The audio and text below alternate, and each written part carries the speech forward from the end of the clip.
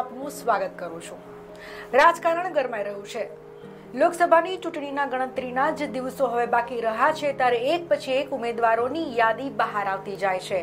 તેવી જ રીતે ગુજરાત ભાજપનો ગઢ મનાય છે અને ભાજપ માટે 26 સીટો લોકસભાની જે રીતે જાહેર કરવામાં આવી છે તે 26 થી 26 સીટો શું રાજકારણમાં ભારત દેશમાં ફરીથી આવશે કે નહીં તે એક મોટો પ્રશ્ન ઊભો થયો છે। તો આપણી સાથે આજે રાજકારણની ચર્ચા કરવા માટે સ્ટુડિયો પર ઉપસ્થિત છે ભારતીય જનતા પાર્ટીના ભૂતપૂર્વ સ્ટેન્ડિંગ કમિટી ચેરમેન અને સામાજિક આગેવાન એવા રાજભા ઝાલા। આપનું ખૂબ ખૂબ સ્વાગત છે રાજભા સવેરામાં। રાજભા, આપ 17 વર્ષથી રાજકારણમાં છો। 3 ટર્મ આપે મહામંત્રી તરીકે પણ બીજેપીમાં વિતાવી છે, સાથે આપ પૂર્વ સ્ટેન્ડિંગ કમિટીના ચેરમેન પણ રહ્યા। એવું તે શું ખટાશ આવી? બીજેપી છે એ ગુજરાતનો ગઢ માનવામાં આવે છે, છતાં પણ 17 વર્ષના રાજકારણ બાદ આપે જાણે સંન્યાસ લીધો હોય તેવું લાગી રહ્યું છે। આપે જેમ કીધું એમ રાજકારણમાંથી તો સંન્યાસ જાહેર જીવનમાંથી તો નથી લીધો, પરંતુ આપે જે પૂછ્યું કે 17 વર્ષ બીજેપીમાં રહ્યા, આજે કોઈ પણ સંગઠન સાથે કે કોઈ પણ પાર્ટી સાથે વ્યક્તિ જોડાતા હોય છે ત્યારે એની વિચારધારાની આઈડિયોલોજી સાથે જોડાતા હોય છે અને ઉદ્દેશ્યનો એ હોય છે કે આઈડિયોલોજી છે એ આઈડિયોલોજીના આધારે લોકશાહીની અંદર સત્તામાં આવે અને સત્તામાં આવ્યા બાદ એ પ્રકારનો વ્યવહાર અને વહીવટ થાય અને લોકોને સુખાકારી મળે એ ઉદ્દેશ સાથે થઈને કોઈ પણ સંગઠન કે કોઈ પણ પક્ષો કામ કરતા હોય છે। ત્યારે ભાજપની જે વિચારધારા હતી, આઈડિયોલોજી કહેવાતી આઈડિયોલોજી હું બોલું છું કે એની જે પંચ નિષ્ઠા છે, આ બધી જ વસ્તુથી હું ખૂબ જ પ્રેરાણો હતો, આકર્ષાણો હતો અને એના આધારે મેં નક્કી કર્યું હતું કે જાહેર જીવનમાં રહીને સમાજ સેવા કરવી હોય, રાષ્ટ્ર સેવા કરવી હોય તો એના માટેનું જો ઉચ્ચ ને સારામાં સારું કોઈ માધ્યમ હોય તો ભાજપ છે અને એ એની જે આઈડિયોલોજી છે। પરંતુ કાળેક્રમે આ આઈડિયોલોજીના રૂપકડા ઓઠા હેઠળ સત્તા પ્રાપ્ત થઈ ભાજપને। સત્તા પ્રાપ્ત થયા બાદ જે પ્રકારે આઈડિયોલોજીને ધ્યાનમાં રાખીને વહીવટ કરવો જોઈએ એવો વહીવટ ક્યાંય નહોતો થતો, એટલા માટે થઈને એવું થયું કે કથની અને કરણીમાં જમીન આસમાનનો ફેર છે, એટલે ખૂબ જ સંઘર્ષ કર્યો। પ્રથમ તો મેં ભાજપમાં એ મૂળભૂત આઈડિયોલોજી મુજબ ભારતીય જનતા પાર્ટીના આગેવાનો કે કાર્યકર્તાઓ નિર્ણાયક પરિબળો છે એ દિશામાં પ્રેરાય, આઈડિયોલોજીને માને અને પછી કામ કરે એ પ્રકારના 1-2 વર્ષથી સંઘર્ષ કરીને પ્રેર, પણ અંતે નિષ્ફળતા મળી એટલે મેં જ નક્કી કર્યું કે હવે આ પાર્ટીમાં રહીને આપણે આપણો સમય નથી બગાડવો અને આપણે અન્ય કોઈ કામ ગોતી લ્યો। ભારત એક લોકશાહી દેશ છે, આપ શું કહી શકો કે રાજકારણની અંદર લોકશાહી કઈ રીતે એનો ઉપયોગ થાય છે? ખરેખર લોકો લોકશાહી રીતે જીવન જીવી રહ્યા છે?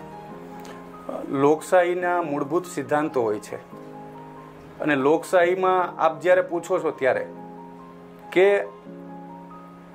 લોકશાહી છે એ લોકો સ્વતંત્ર રીતે વિચાર્યા પછી પોતાના વિચારોને અભિવ્યક્ત કરે અને સારા નરસાનું જે પ્રમાણભાન છે એ જોઈને નિર્ણય કરતા હોય છે। પરંતુ છેલ્લા 5-1 વર્ષથી જે રીતે દેશની અંદર જે પરિસ્થિતિઓ નિર્માણ થાય છે એ મને એવું લાગે છે કે લોકશાહી ઉપર કુઠારાઘાત સમાન છે। આપણે જોઈએ, દાખલા તરીકે આપ પણ મીડિયામાં જ છો, કદાચ આપને ગમશે પણ નહીં, વાસ્તવિક ખરી હકીકત કેવી, અને હું એવું માનું છું લોકશાહી ને કારણે જ મને આ અભિવ્યક્તિનો અધિકાર મળ્યો છે કે અહીં મીડિયામાં બેસીને મીડિયા વિશે હું બોલી શકું છું। અને જે રીતે અત્યારના જે આખી પરિસ્થિતિઓ નિર્માણ થાય છે એ નિર્માણ એવી રીતે કરવામાં આવે છે કે લોકશાહીના જે આધારસ્તંભ છે એ મૂળભૂત આધારસ્તંભોને પણ ખતમ કરવા તરફ હોય અને એક સરમુખ હથિયાર વલણ, અમે કહી છે એ વાત સાચી અને એ વાતને તમે દોહરાવો, આ પ્રકારનો જ્યારે આ દેશની અંદર એક સિદ્ધાંત સ્થાપિત કરવાના પ્રયત્નો થઈ રહ્યા તે લોકશાહી માટે ખૂબ જ ખતરારૂપ છે। રાજભા, ચૂંટણી સંદર્ભે જ્યારે પણ એક ઉમેદવાર નક્કી કરવામાં આવે છે હંમેશાથી જ્ઞાતિવાદ ઉપર જ ચૂંટણી લડાતી હોય છે, ખરેખર એ કેટલી સફળતા કહેવાય? આપને એ જ વાત કરું છું। બીજું, જે દાખલા તરીકે કોંગ્રેસ સાથે મેં જાજુ કંઈ કામ કર્યું નથી કે કોંગ્રેસમાં નજીકથી કોંગ્રેસના વહીવટનો પણ મને અનુભવ નથી, પરંતુ ભારતીય જનતા પાર્ટીની જે પંચ નિષ્ઠા છે એમાં સર્વધર્મ સંભાવ અને બધી જ જ્ઞાતિઓને સાથે બિન સાંપ્રદાયિકતાની જે વાત છે, આ વાત એનું આઈડિયોલોજી છે અને એ વાતને પ્રસ્થાપિત કરવા, વ્યવહારમાં રાખવા માટે થઈને ભારતીય જનતા પાર્ટીના જે પૂર્વજો હતા, તેમાં દાખલા તરીકે દીનદયાલજીનો અનેક વખત દાખલો આપું છું બિલકુલ કે દીનદયાલ ઉપાધ્યાયજી જ્યારે યુપીમાં ચૂંટણી લડતા હતા ત્યારે એ વખતે પરિસ્થિતિ એવી નિર્માણ થઈ હતી કે હરીફ ઉમેદવાર છે એ કોઈ જ્ઞાતિના હતા, જ્ઞાતિવાદનો પ્રચાર થતો હતો. ત્યારે દીનદયાલજીને કોઈએ કીધું હતું કે દીનદયાલજી આપ બ્રાહ્મણ છો તો આપણે બ્રાહ્મણવાદનો પ્રચાર કરીએ અને ચૂંટણી જીતીએ. ત્યારે દીનદયાલજીએ સ્પષ્ટ ના પાડી હતી કે ભાઈ ખરેખર આપણે જે આઈડિયોલોજી માટે કામ કરી છે, એક દેશની અંદર એક સર્વ ધર્મને સાથે લઈને અને સર્વ સમાજને સાથે સામાજિક સમરસતાની જે વાત છે કે બધા જ સમાજો એક થઈને ભારત માતાના સંતાનો છે, ભારતના એક અને અખંડિત ભારત છે, એ રીતની આખી વિચારધારાને આઈડિયોલોજી માટે આપણે જીવન ખપાવી રહ્યા છીએ. ત્યારે સત્તા માટે થઈને મારે એ પાપ નથી કરવું. દીનદયાલજી ચૂંટણી હારવાનું પસંદ કર્યું હતું અને કમનસીબે આજે જે ભાજપ નિર્ણયો કરે છે છેલ્લા 15 વર્ષથી માત્ર ને માત્ર જ્ઞાતિ આધારિત નિર્ણયો થાય છે કે ભાઈ અહીંયા કડવા પટેલને આપવું, અહીંયા લેવા પટેલને, અને ભાજપમાં ખુલ્લેઆમ બોલે છે. મેં ભાજપમાં આપને કહું કે મારે ભાજપ સાથે એક જે વાંધો પડ્યો એનું એક કારણ એ પણ હતું કે રાજકોટ લોકસભા સીટ છે. રાજકોટ લોકસભા સીટ છે આઈડિયોલોજીની સીટ છે. હવે ત્યારે મેં એ વખતે એક સિદ્ધાંતને પ્રસ્થાપિત કરવા મેં ટિકિટ માંગી હતી. કદાચ એ લોકોને વધારે પડતું લાગ્યું હશે, પણ રાજકોટ લોકસભાની મેં ટિકિટ અને મેં એ લોજિક આપ્યું હતું કે ભાઈ લોકો છે એ સમરસતાથી માનનારા લોકો છે, રાજકોટની પ્રજા છે, પબ્લિક છે, એ ભાજપને એક્સેપ્ટ કરે છે, કોઈ વ્યક્તિને કે કોઈ સમાજને એક્સેપ્ટ નથી કરતી. પણ ત્યારે એવું કહેવામાં આવ્યું કે નહીં, આપણે તો લેવા પટેલ કે કડવા પટેલને જ આપવાની. એટલે આ પ્રકારની જે વાત છે, જે મૂળભૂત સિદ્ધાંતો છે ભાજપના, એ સિદ્ધાંતોને જ્યારે ઘોડીને પી જવામાં આવે છે ત્યારે ખરેખર કથની અને કરણીમાં જમીન આસમાનનો ફેર છે અને એક દેશ માટે ખૂબ જ ખતરારૂપ છે. અને જ્યારે કોંગ્રેસ કરે છે તો ભાજપમાં તો લોકોએ સારી અપેક્ષા રાખી. ભાજપે જો આ દિશામાં જશે તો દેશને કોણ બચાવશે? ખૂબ સારી વાત કરી કે જ્ઞાતિવાદ ના હોવો જોઈએ અને સમરસતાની આપે બહુ સરસ વાત કરી. જો ઉમેદવાર તરીકે પસંદગીની વાત આવે તો ખરેખર ચૂંટણી માટે કેવા ઉમેદવારોને ઊભા રાખવા જોઈએ, વ્યક્તિગત રીતે તે કેવા હોવા જોઈએ? હું અત્યારના જે મારા છેલ્લા 15-17 વર્ષના અનુભવના આધારે એવું કહું છું કે અત્યારે જે પરિસ્થિતિ નિર્માણ થઈ છે જી, અને છેલ્લે જે ઇલેક્શનો લડાઈ છે, એ ઇલેક્શન જે પદ્ધતિ છે, લોકશાહી પદ્ધતિની અંદર તમારો પ્રતિનિધિ છે એ સાચા અર્થમાં લોકો માટે કામ કરશે, પોતાનું મતક્ષેત્ર છે એમાં સારી રીતે સુશાસન કરશે અને એનું પ્રતિનિધિત્વ સારું કરશે. સારા લોકો ચૂંટાશે તો વડાપ્રધાન પણ સારા જ ચૂંટાશે. બિલકુલ. પરંતુ અત્યારે પરિસ્થિતિ ઉલટી થઈ ગઈ છે કે કોઈ એક વ્યક્તિને પ્રોજેક્ટ કરો, એ પછી કોંગ્રેસ હોય કે ભાજપ, કોંગ્રેસે કર્યા છે ઇન્દિરાબેનને કે એ મને ખ્યાલ નથી, પણ ભાજપમાં તો હું જોઉં છું કે છેલ્લા 2-3 ટર્મથી માન્ય નરેન્દ્રભાઈને આપણે પ્રોજેક્ટ કરીને મતો, અને સ્થિતિ એવી થાય છે કે નરેન્દ્રભાઈના નામે મત મળી જાય, અહીંના કોઈ લોકલ ઉમેદવાર છે નરેન્દ્રભાઈના નામે ચૂંટાઈ જાય, પછી વાત એવી આવે કે ભાઈ પોતાના વિસ્તારને અન્યાય થતો હોય તો નરેન્દ્રભાઈ સામે બોલી નથી શકવાના અને એના વિસ્તારને પણ એ અન્યાય સહન, કારણ કે એને ખબર છે કે નરેન્દ્રભાઈએ ટિકિટ આપી છે અને એના નામે આપણે ચૂંટા. એટલે ખરેખર લોકોનું પણ અહિત છે આ સિસ્ટમથી. બિલકુલ. ઘણી વખત એવું પણ જોવા મળે કે દિગ્ગજ કક્ષાના નેતાઓ જે છે પક્ષ પલટો કરતા જોવા મળે છે. જેમ કે કોંગ્રેસમાંથી તમે જુઓ તો કુંવરજીભાઈ બાવળિયા છે, છેલ્લે તમે ઘણા ટર્મથી આમાં હતા એટલે તમને ખ્યાલ આવે. પછી હમણાં જ નવું નામ જો આપણે લઈએ તો જવાહર ચાવડાનું નામ લઈ શકાય. આ રીતે જે રાજકારણમાં ગમે ત્યારે ગરમાવો આવી જાય છે તો ત્યારે આ જે રીતિનીતિ છે એને આપ શું કહેશો? હું એવું માનું છું અત્યારે કે વર્તમાન સમયમાં રાજનીતિનું સ્તર એકદમ નિમ્ન સ્તરે પહોંચી ગયું છે. ખરેખર આપ જોઈએ કે રાષ્ટ્ર માટે, સમાજ માટે કામ કરવાની ભાવનાથી જાહેર જીવનમાં આવનારા લોકો ક્યાંક ગણ્યા ગાંઠા જોવા મળે છે. અને એવા લોકો છે તો જે આખી વ્યવસ્થાઓ જે રચાણી છે, આખું જે આ માયાજાળ રચાણી છે એમાં એ ભેદી નથી શકતા અને એને કાં તો ઘર પકડીને બેસી રહેવું છે કે અથવા તો અન્ય કોઈ રસ્તાઓ અખત્યાર કરવા પડે. જેવી રીતે આપ કહો છો કે જે માણસને પોતાની બોલી ઉપર વિશ્વાસ ન હોય, આ અભિફોક કરતો હોય, એવા માણસને આપણો પ્રતિનિધિત્વ કેવી રીતે ચૂંટવાનો? એના ભરોસે આપણું જે કાંઈ મતક્ષેત્ર છે એ થોડું અપાય. આ કુંવરજીભાઈની આપ વાત કરો છો એમ કોંગ્રેસમાંથી ભાજપમાં જાય છે, ભાજપમાંથી કોંગ્રેસ. ખરેખર આજે જુઓ તો માત્ર ને માત્ર સત્તા લાલસા માટે છે, કોઈને સેવા કરવી નથી, કોઈને દેશદાજ નથી, માત્ર ને માત્ર પોતાના હિત માટે લોકો પોતાના નિર્ણયો કરે છે. હા, હોઈ શકે કે ભાઈ એક આઈડિયોલોજી છે, ત્યાં ખોટું થાય છે તો એમાંથી તમે અન્યને પસંદ કરો, પણ એવું ક્યાંય વાત હોતી જ નથી. કોઈ પાસે એવા લોજિક નથી હોતા, માત્ર ને માત્ર. અને આપણે છેલ્લે તો જોયા ગુજરાતમાં જે થયું કે કુંવરજીભાઈ કુંવરજીભાઈ કોંગ્રેસના હતા, કોંગ્રેસે ઘણા વર્ષો સુધી એને મહત્વ આપ્યું. માત્ર ને માત્ર એક એમને મિનિસ્ટર થવા માટે એમને એવું હતું કે કોંગ્રેસ છે એટલે એટલા માટે કે કોંગ્રેસમાં છે તો કોંગ્રેસની આઈડિયોલોજીને એને સ્વીકારી જશે તો જ કોંગ્રેસમાં ગયા છે. પણ અંતે એને એમ થયું કે હવે આપણે આમાં સત્તા નથી મળતી એટલે અત્યારે ભાજપનો વેવ છે, ભાજપમાં વહી જાય, સત્તા હાંસલ કરી લઈને આપણું કંઈક કલ્યાણ કરી આ ઉદ્દેશ સાથે. જો એને ખરેખર આઈડિયોલોજી સામે વાંધો હોય, કોંગ્રેસની આઈડિયોલોજી એને સ્વીકારી હોય તો એને સમયની રાહ જોવાની જરૂર હતી. એને આ કરવાની. એવી જ રીતે જવાહરભાઈ જોઈ તો જવાહરભાઈનું તો આ પરિવાર બીજી પેઢી કોંગ્રેસમાં છે અને જવાહરભાઈ એકદમ ઉમદા માણસ છે, છતાં પણ આજે એની પાસે જવાબ નથી. મેં આજે વાંચ્યું છાપાઓમાં કે કોઈ પ્રેસ માટે જવાહરભાઈ એલફેલ, એટલે એને તું એ રીતે કહીશ કે આ સંઘ દોષ છે. જવાહરભાઈ અતિ ઉમદા માણસ હતા પણ આ 5 દિવસમાં એમને જે આ સંઘ જે આ સરમુખ હત્યાર વાતાવરણનો જે દોષ લાગ્યો છે એના આધારે એ માણસે આવા ઉચ્ચારણો કર્યા હોય. બિલકુલ, જ્યારે વાત પક્ષપાતની આવે અને એકબીજા ઉપર આરોપ પ્રત્યારોપ મૂકવાની વાત આવતી હોય છે અને રાજકારણમાં જે રીતે છેલ્લે આખરી ઘડીએ રંગ લેવાતો હોય છે, રાજકોટમાં બે બહુ જ મોટા નામ ચર્ચાસ્પદ રહ્યા છે. 3 નામ આમ જુઓ તો સૌથી પહેલા જો નામની વાત કરીએ તો મોહનભાઈ કુંડારિયા. વ્યક્તિગત રીતે આમ જુઓ તો તેમની છબી જે છે સાફ સુથરી છે અને તેમણે ઘણા બધા વિકાસના કાર્યો કર્યા છે. તો બીજી તરફ લલિત કગથરાનું નામ પણ સામે આવે છે. એ પણ એક કડવા પાટીદાર જેને કહી શકાય કડવા પટેલ છે કે એ બંને વચ્ચે પણ ખરાખરીનો જંગ છે. ત્રીજું નામ જે આવે છે એ નરેશ પટેલના પુત્ર શિવરાજ પટેલનું પણ એક નામ સામે આવેલું છે. રાજકોટનું રાજકારણ કેવું લાગે છે? કોણ જીતેગા જંગ? જે આપે 3 નામ કીધા એમાં હું વ્યક્તિગત રીતે આપ મોહનભાઈને કહો છો અતિ સજ્જન અને ઉમદા માણસ છે, બિન વિવાદાસ્પદ વ્યક્તિ છે જી. પણ માત્ર જાહેર જીવનમાં કે પ્રજાના પ્રતિનિધિ તરીકે સજ્જનતા માપદંડ ન હોવો જોઈએ.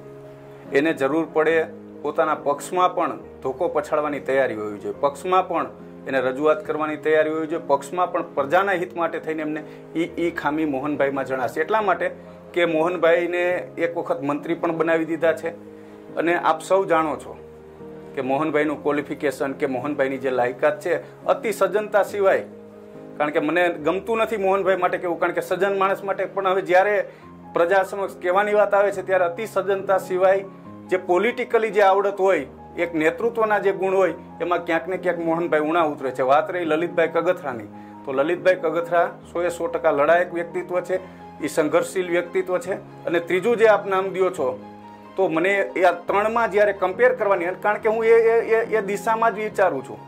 ભવિષ્યમાં પણ મારી જે કાંઈ અભિયાન હશે એ સારા અને પ્રમાણિક લોકો, સાચા અર્થમાં રાષ્ટ્ર માટે કામ કરનારા કોઈ પણ પક્ષના હોય એ લોકો આગળ આવે અને એવા લોકોને જ્યારે એવા પ્રતિનિધિઓ જ્યારે ચૂંટાશે ત્યારે ઉપર પણ પક્ષોએ પણ સારા લોકોને ટિકિટો આપવાની ફરજ પડશે. એટલે જે રીતે આપ કહો છો કે શિવરાજભાઈ, તો શિવરાજભાઈ એક આશાસ્પદ યુવાન છે, એજ્યુકેટેડ વ્યક્તિત્વ છે અને એક સારા પરિવારમાંથી આવે છે અને એની પાસે વધારે આશા રાખી શકાય. અને આ જે કહેવાય ને કે કમસે કમ 5 વર્ષ તો આ સિસ્ટમમાં નહીં ઓલું થાય ને કંઈક કરશે, બાકી તો આમાં હરવે જઈને બધા રીઢા થતા જાય. એટલે 5 વર્ષ તો જોઈ ચૂંટાશે તો 5 વર્ષ માટે આપણા માટે ખૂબ સારું કરશે એવું મને લાગે છે. જી, જો વાત બંને પક્ષોની થઈ રહી છે તો ત્યારે આપ યુવાની વાત કરી રહ્યા છો, તો એક બીજી તરફ હાર્દિક પટેલે પણ રાજકારણમાં પોતાના પગ માંડ્યા છે. આપને શું લાગે છે, એક વ્યક્તિએ અનામતના આંદોલનથી શરૂઆત કરી અને ધીરે ધીરે સમાજ માટે લડત આપતા આપતા આજે તેમણે રાજકારણમાં પોતાનો પગ પેસારો કર્યો છે, તો ખરેખર એ રાજકારણમાં રહેવા માટે યોગ્ય છે? ખરેખર એમને રાષ્ટ્રભાવના છે કે કયા મુદ્દા ઉપર એ લોકો જે છે એ પક્ષનો ચુનાવ કરતા હોય છે? કેમ તે ભાજપમાં ન ગયા, કેમ કોંગ્રેસમાં ગયા, અથવા કોંગ્રેસમાં ગયા તો એ શા માટે ગયા? એમણે જ્યારે શરૂઆતમાં આંદોલન કર્યું હતું ત્યારે શરૂઆતમાં જ ના પાડી હતી કે મારે રાજકારણ સાથે લેવા દેવા નથી, છતાં પણ આજે તેમણે પક્ષમાં કોંગ્રેસ પક્ષનો ચુનાવ કરીને જામનગરની બેઠક માટે તેઓ લોકસભા સીટ લડશે તેવી જાહેરાતો કરી. લોકોનો કેટલો સાથ સહકાર મળશે? એ યુવાન જે રીતે લડત આપી રહ્યો છે, જે રીતે આપ એમનો ઇતિહાસ જાણો છો, વર્તમાન જાણો છો, તમને શું લાગે છે રાજકારણ જામનગરમાં કેવું ગરમાશે?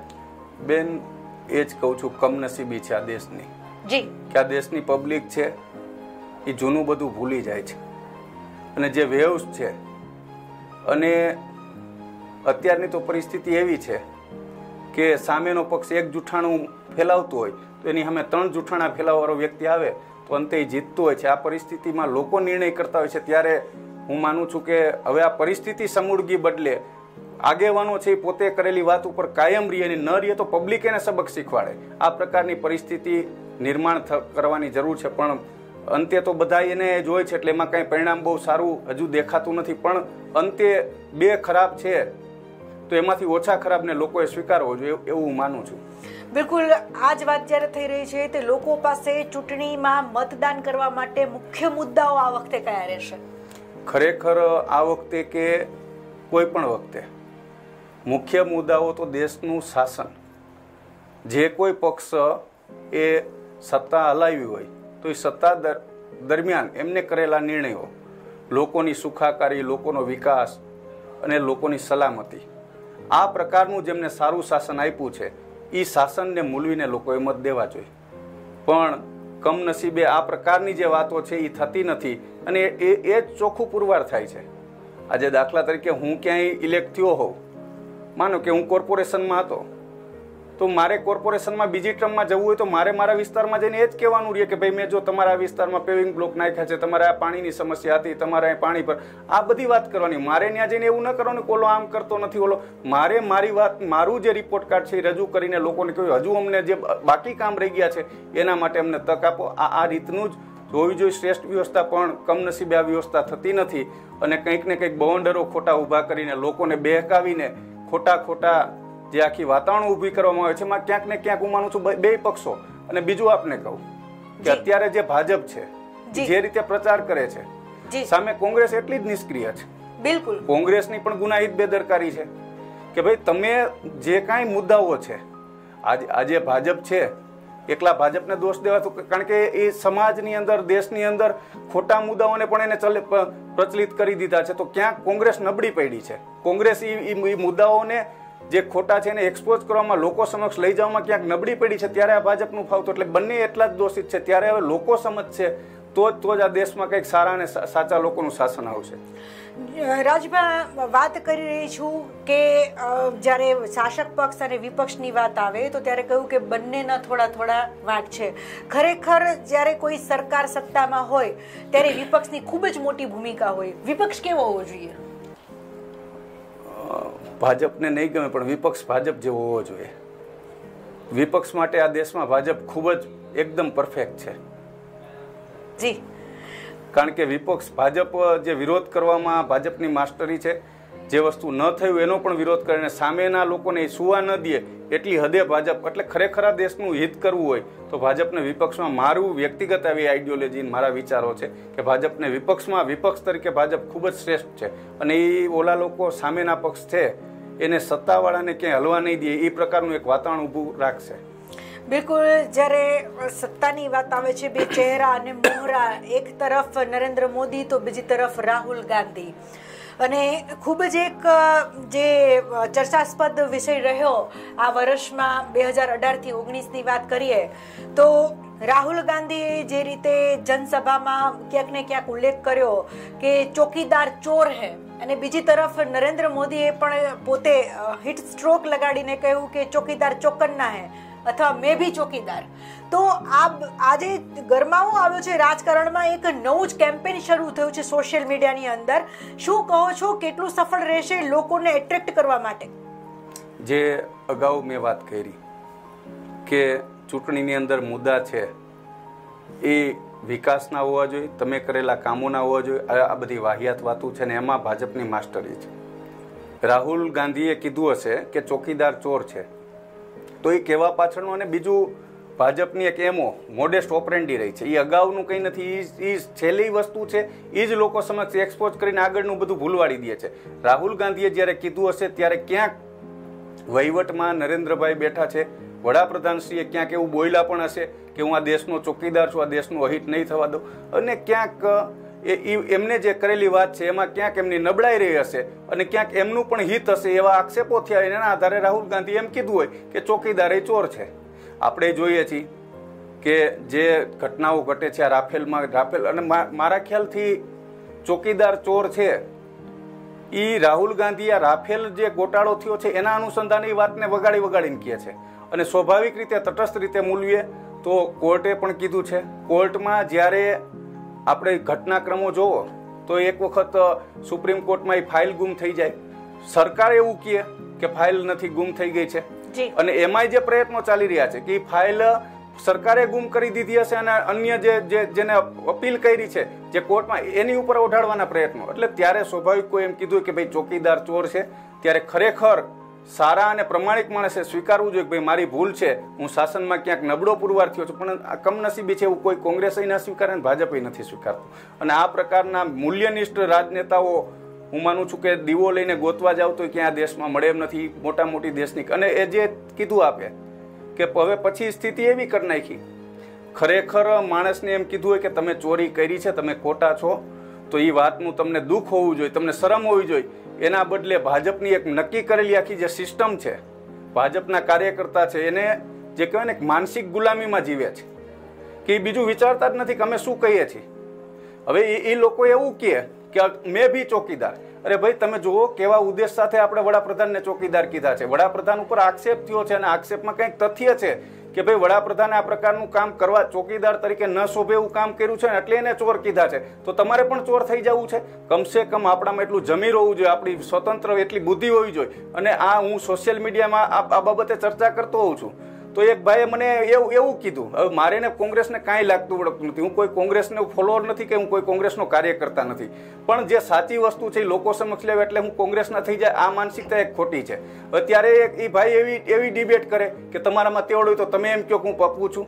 અરે ભાઈ તમે બુદ્ધિને ગીરવે મૂકીએ, તમે ગુલામી માનસિકતામાં જીવો છો. અમે તો અમારા પૂર્વજો છે, એનો બહુ મોટો ઇતિહાસ છે, ગૌરવશાળી ઇતિહાસ છે, તો અમે કોઈનું લેબલ ન લઈએ, અમે અમારું લેબલ કાફી છે, અમે રાજભાઈ રાજભા જ રહીએ. એ ચોકીદારી ન થાય, પપ્પુય ન થાય. એટલે આ માનસિકતા જયારે દેશમાં છે એ ખૂબ જ ખરાબ માનસિકતા છે, અને આ માનસિકતામાંથી દેશ બહાર નહીં નીકળે ત્યાં સુધી ખૂબ જ ખરાબ હાલત થવાની છે.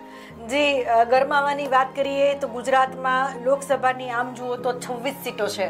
આ વખતના પરિણામ અને રાજકારણમાં જે રીતે ગરમાવો આવ્યો છે, તમને શું લાગે છે આ 26 બેઠકોનું શું પરિણામ આવશે? ગુજરાતમાં કેટલી સીટો ભાજપને મળશે, કેટલી કોંગ્રેસના શિરે જશે? જે રીતે આખા ગુજરાતનું તો મને અનુભવ નથી, કારણ કે અત્યારની ચૂંટણીઓ છે એ માત્ર ને માત્ર જો મુદ્દા આધારિત ચૂંટણી લડાતી હોત, વિકાસ આધારિત, તો ગુજરાતમાં ક્યાંય ના આવે ભાજપ. કારણ કે સંપૂર્ણ નિષ્ફળ ગયેલી છે ભાજપ. જે એને વચનો આપ્યા છે, કોઈ પણ પક્ષને જ્યારે લોકો સત્તા ઉપર બેસાડતા હોય છે ત્યારે એને આગામી જે ગત ચૂંટણીમાં જે એને વચનો આપ્યા છે ને વચનો ઉપર વિશ્વાસ કરીને લોકો એને મત દેતા હોય છે, અને પછીની ચૂંટણીમાં એ જે એને કરેલું કામ છે એના આધારે મત એ રીતે સંપૂર્ણ રીતે જે ભાજપોએ વચન આપ્યા હતા, કાળું નાણું લાવવાની હતી, આતંકવાદ દૂર કરવાની વાત હતી, પછી આજે અને એ તો ઠીક છે, પણ એ પછી જે ખરાબ અમુક વહીવટ કર્યા છે, વહીવટી અણાવડતને કારણે જે અમુક એનેથી પણ પ્રજાને ખૂબ હાડમારી ભોગવવી પડી. પરંતુ એ રીતે જોઈએ તો એક પણ સીટ, પરંતુ જે રીતે સોશિયલ મેનેજમેન્ટમાં ભાજપ માસ્ટર છે અને કોંગ્રેસ એમાં ક્યાંક નબળી પુરવાર થાય છે. અને આપણે જોઈએ, આપણે બધા જ જોઈશું કે જો ભાજપે સારું શાસન કર્યું હોય તો આ બધા ધારાસભ્યોને, તૈયાર ધારાસભ્યોને કે સીધા મંત્રી બનાવીને શું કરવા લઈ જાય છે? એને પણ બીક છે કે લોકો અમારેથી વિમુખ છે. પણ અત્યારની જે ચૂંટણી છે એમાં આ પ્રકારના વાતાવરણ ઊભા થાય ને એવું દેખાડે કે ભાઈ ફલાણા ભાઈ આવી ગયા એટલે હવે ભાજપ જ જીતશે. આ પ્રકારની જે માનસિકતા છે એના કારણે ક્યાંક હજુ ચોખ્ખું ન કહેવાય પણ ભાજપને નુકસાન 100% જઈશે. સમજુ લોકો સમજવા માંડ્યા છે. બીજું ખેડૂતોની વાત છે તો ખેડૂતોને પણ ભારોભાર અન્યાય થયો છે. એટલે આપેલા વચનોમાં ક્યાંય પરિપૂર્ણ નથી કર્યા, માત્ર ને માત્ર ડંફાસું મારી છે અને લોકોને હેરાન કર્યા છે, લોકોની પારાવાર યાતનાઓ સહન કરવી, એ પ્રકારનું શાસન આપ્યું છે. એટલે પણ જ્યાં સોશિયલ મેનેજમેન્ટમાં ફાવી જશે, ક્યાંક સત્તાના જોરે, ક્યાંક ધાક ધમકી, આ રીતનું કરી અને સત્તા હાંસલ, પરંતુ મેરિટ્સની રીતે ક્યાંય પણ ભાજપ ચૂંટાય એવી મારી દ્રષ્ટિએ પેલી છે નહીં. ચૂંટણીના મુદ્દાઓ આમ જુઓ તો જીવન જરૂરિયાતની કોઈ પણ નાગરિક જે રીતે સર્વાઈવ થતો હોય સમાજની અંદર, તેના ઉપર મુખ્ય એમની જરૂરિયાત ઉપર લડવામાં આવતા હોય છે. આપને લાગે છે કે સરકાર સફળ રહી? આપે એક બાજુ કહ્યું કે સરકાર બિલકુલ સફળ નથી. જો આ રીતે જ તેઓ કાર્યકારી પોતાની નિભાવશે તો ક્યારે પણ આ ભાજપ છે એ સફળ ના થઈ શકે. હાલમાં જે રાજકોટમાં સૌરાષ્ટ્રની સીટની વાત કરીએ તો રાજકોટ એક સંવેદનશીલ સીટ કહેવાય, મહત્વપૂર્ણ બેઠક કહેવાય લોકસભા સીટ માટે. 7 સીટોમાંની આ એક મહત્વપૂર્ણ બેઠક છે. રાજકોટને હાલની તારીખમાં શું ખૂટે છે? યુવાનોને શું જોઈએ છે? રાજકોટની જનતાને શું જોઈએ છે? શું લાગે છે રાજકોટની શું માંગ છે? આમાં દરેક લોકોની અલગ અલગ માંગ હોય છે. અત્યારે તો એવું માનું છું કે રાજકોટમાં નૈતિકતાની જરૂર છે. જી આગેવાનો છે એ રાજકોટને નૈતિક ભ્રષ્ટ કરી રહ્યા છે. એટલે કોઈ પણ પક્ષના સામાજિક આગેવાનો હોય કે રાજકીય આગેવાનો છે એ યુવાનોમાં નૈતિક મનોબળ સાચું હોય તો બાકીનો વિકાસ આપોઆપ થશે. સાચી વસ્તુ અને સત્યને જે લોકો અનુસરતા શીખે એ ક્યાંક ને ક્યાંક આજે હું જે રીતે જોઉં છું કે આખું વીંચીને આંધળી ભક્તિ કરનારા લોકો છે એટલે એ નૈતિક એનું અધ્યપતન છે. એટલે અત્યારના સમયમાં જો શ્રેષ્ઠ આ દેશ માટે પણ ક્યાંય જરૂર હોય તો નૈતિક અધ્યપતન થયેલા લોકો એનું નૈતિક મનોબળ મજબૂત થાય અને સાચી વસ્તુને સ્વીકારતા થાય યુવાનો, તો જ આ દેશનું કલ્યાણ થશે, તો જ આ દેશનું ભવિષ્ય ઉજ્જવળ રહેશે.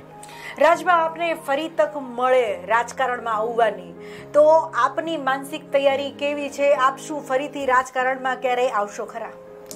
અત્યારના તો કંઈ વિચાર્યું નથી, પણ હવે એ પણ કહું કે ઘણી વખત એવી સ્થિતિ થાય છે કે હાવ ઘર પકડીને બેઠા રહેવું, કંઈક લોકો પીસાતા હોય લોકો, અને બીજું ખાલી એવું નથી કે ઘણા મને એવું કહે છે કે રાજભા તમે તમારા વિચારો વ્યક્ત કરો છો તો ક્યાંક તમે આવો ને આગળ.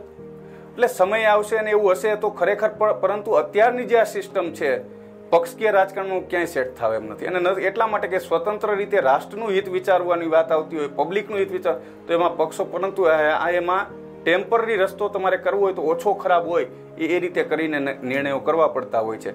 પણ ભવિષ્યમાં જોઉં છું કે આગળ શું થાય, મારા વિચારોના એક શ્રેષ્ઠ વિચારવાળા લોકોનું એક ટીમ બને અને એક મોડેલ રાજકોટમાં થાય કે આ પ્રકારનું શાસન હોવું જોઈએ, આ પ્રકારના લોકોના પ્રતિનિધિઓ છે, એવું થઈને એ દેશમાં આખું થાય. એના માટેના ભવિષ્યમાં ઈશ્વર ઈચ્છે તો પ્રયત્ન કરીશ.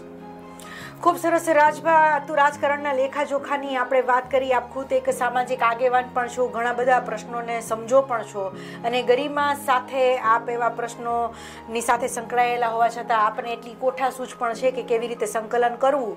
તો પછી સામાજિક આગેવાન તરીકે પણ આપ સમાજના કાર્ય કરો છો, તો રાજકારણમાં આવવા માટે થઈને આટલી નિરસતા શા માટે? એટલા માટે મેં જોયું કે ભાજપ મેં છોડ્યું ને, આખી જે વાતાવરણ છે એ સત્તા અને પૈસાના જોરે ચાલનારું વાતાવરણ છે. એમાં એકલ દોકલની કોઈ વાત સાંભળે એવું નહીં. પરંતુ જ્યારે પબ્લિક અનેક રીતે પીસાશે, પબ્લિકને માનસિક થાકી જશે, ત્યારે કોઈકને આશા રાખતી છે, ત્યારે આપણે ઈચ્છીએ છીએ કે ભાઈ ત્યારે આપણી નેતૃત્વ પૂરું પાડવાની તૈયારી છે, ત્યારે પબ્લિકને કહેશું કે ભાઈ અમારામાં વિશ્વાસ રાખો. ખરેખર તમે જો જોઈ લીધું હોય કે આ બધી જ વસ્તુઓ ખોટી છે, ખોટા લોકો છે, તો ત્યારે અમારામાં ટ્રસ્ટ લાખો લાવો, સાચા અને સારી રીતે વહીવટ કેમ થાય અમે કરી દેખાડશું એક મોડલ. આ પ્રકારનું જ્યારે વાતાવરણ ઊભું થાય ત્યારે આવું મને યોગ્ય લાગે છે. એટલા માટે કે હું રાજકારણમાં કોઈ સત્તા મેળવવાની મારી પેલી છે નહીં. જો સત્તા મેળવવા માટે મારે કંઈ કરવું હોય તો હું ગમે એવા આટાપાટા કરું, પણ એવું લાગે છે કે ભાઈ મને જે જીવનમાં ઈશ્વરે શક્તિ અને જે કાંઈ બુદ્ધિ કે આવડત આપી છે એ લોકો માટે ઉપયોગ કેવી રીતે કરી શકું, અને લોકો મારી પાસે જો ઈચ્છતા હશે તો મારી તૈયારી હશે. બાકી સામેથી હાલવાની મને કોઈ પેલી છે નહીં. અન્ય ઘણા મારી પાસે કામ છે, ઈશ્વર કૃપાથી ભગવાનની ભક્તિ કરું છું. જી, આપે ખૂબ સરસ વાત કરી. જો રાજકારણમાં પ્રવેશ કરવાનું થાય, આપ કેવા પક્ષને પસંદ કરશો, કોંગ્રેસ કે ભાજપ? અત્યારના પરિસ્થિતિ આપને કહું કે પક્ષ કરતા એક સ્વતંત્ર વિચારધારા, સારા લોકો, પ્રમાણિક લોકો એ જાહેર જીવનમાં આવે, અને એ મારી દ્રષ્ટિએ જોઉં તો એ ક્યાંય પક્ષમાં રહીને શક્ય નથી. જી, આવા લોકોની એક આખી ટીમ બને અને એક મોડેલ થાય એ રીતની આખી વ્યવસ્થા કરી દો. અને સારા લોકો ચૂંટાતા થશે એ પછી કોર્પોરેશનમાં હોય, ધારાસભામાં હોય, તો પછી પક્ષોને પણ ફરજ બનશે. 5-15 વર્ષ આ પ્રકારના મોડેલ ઉભા તો પક્ષો પણ સુધારવા મળશે, પક્ષો પણ સારા લોકોને અને સારા વિચારવાળાને આગળ, ત્યારે પછી ત્યારની પરિસ્થિતિઓને મૂલ્યાંકન કરીને નક્કી કરવાનું થાય કે કયા પક્ષમાં રહેવું. ખૂબ સરસ વાત કરી રાજભા. આપ સવેરામાં આવ્યા, રાજકારણના લેખાજોખા વિશે, રાજકોટની સમસ્યા વિશે, ગુજરાતના રાજકારણ વિશે અને દેશના રાજકારણ વિશે આપે જે રીતે વાત કરી અને અમારા લોકોને કોઠાસૂઝ પૂરી પાડી, તે બદલ હું જુલી આપનો ખૂબ ખૂબ આભાર માનું છું. તો આવા જ ચર્ચાઓમાં આપણે ભાગ લેતા રહીશું. હવે હું રજા લઈશ. નમસ્કાર.